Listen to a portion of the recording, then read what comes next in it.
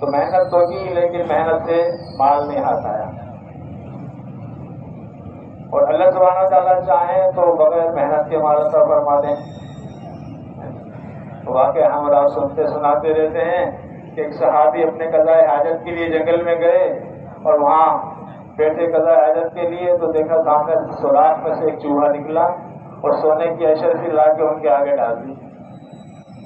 پھر گیا پھر لا کے ڈال دی. اس طرح تقریباً کوئی 17-18 اشرفیاں لا کے ان کے آگے ڈال دی اور آخر میں وہ کپڑا بھی خالی لا کے رکھ دیا کہ تسلی ہو جائے کہ پیچھے کچھ نہیں ہے.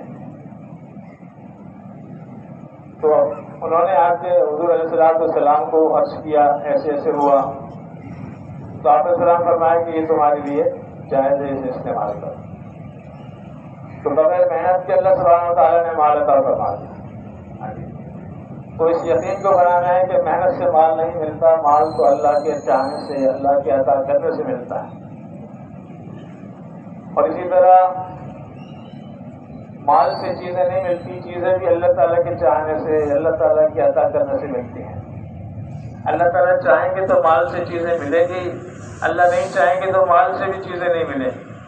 اور اللہ